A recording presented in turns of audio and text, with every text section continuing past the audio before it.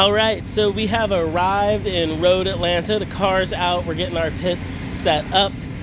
Just like all the other teams, a lot of teams from the West Coast making the journey. It took us about 3 days to drive across the country. And even though we did a bunch of work to the car before we left, we now have to double check everything. The whole car needs a nut and bolt. We need to double check our alignment, ride height, basically give the whole car a once over. You don't think about it, but the physics of the car riding in the trailer across the country is almost like this car drove across the country. And race cars aren't meant to drive across the country. So as we set everything up out here in Road Atlanta, we're also going to be giving the car basically a full suspension undercarriage check. And like Road Atlanta and this area of the country always is, it's a weatherly.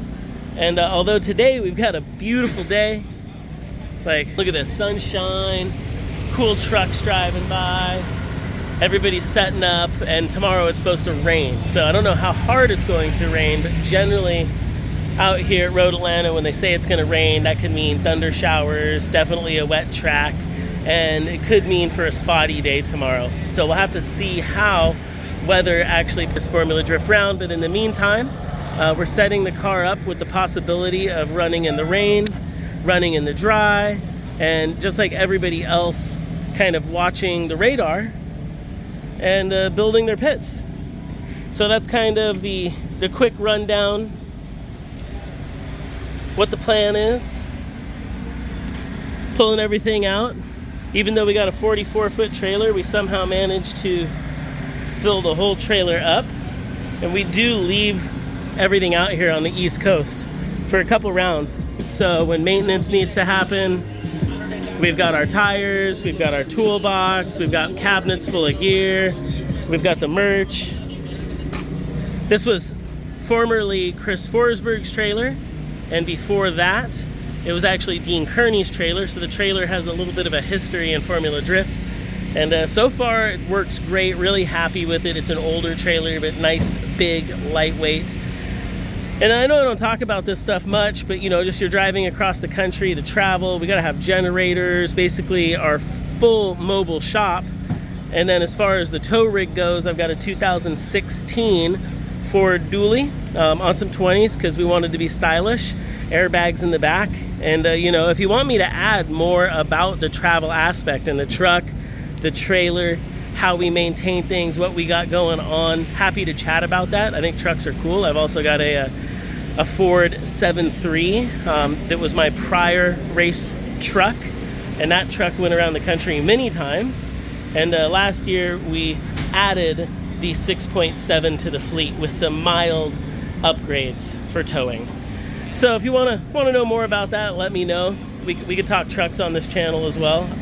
I like things that are boosted, diesels, and I like boosted rotaries.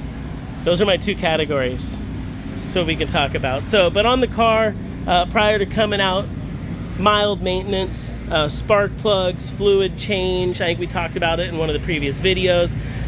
Precision helped us out. We ended up switching to a new model blow-off valve. Just as they get new products, we're able to test them for our partners like Precision Turbo. And Vitor also.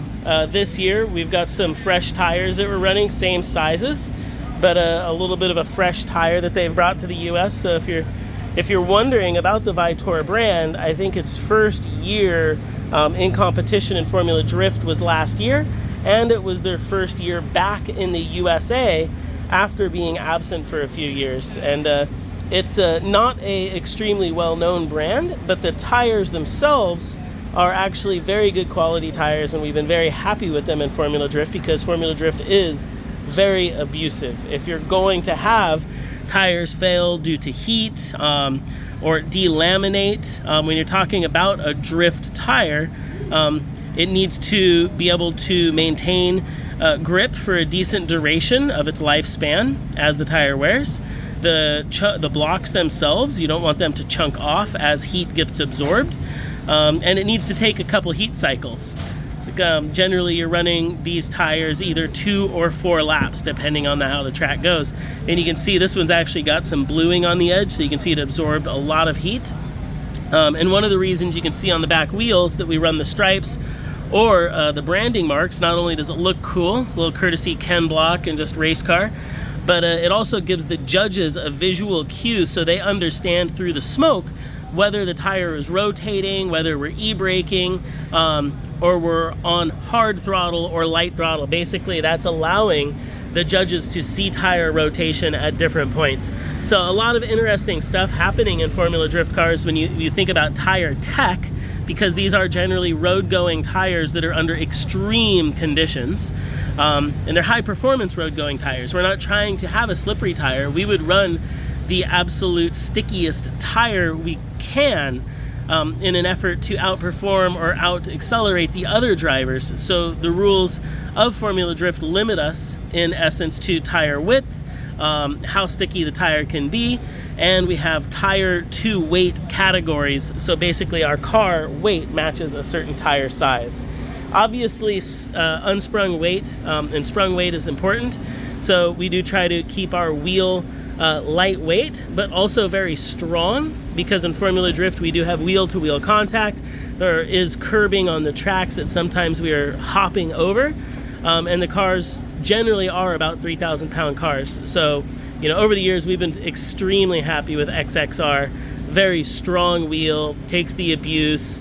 You know, they're not a competition wheel, they're a street wheel, but again, Formula Drift cars, even though we're running competition drivetrain, competition motors, the whole idea of a drift car was it's based off a street-driven car, like a Mazda RX8, and based off streetable or street-driven tires. So the rules still kind of stay within that. We're not allowed to run tube frame. We have to maintain a chassis, OEM subframes, even though the drivetrain's open. And we don't talk about it a lot, but there are rules regarding tires to keep us all fair, keep us in similar range of performance category as a way to think about it. So this track being an uphill and downhill track, we're definitely going to be running nitrous. So big shout out to our partners at SoCal Nitrous. They're setting us up with a bunch of bottles and a really nice system. We've also got help from Nitrous Supply, you know, and Haltech ECU, Nelson tuning it, and then me beating up the XD clutches.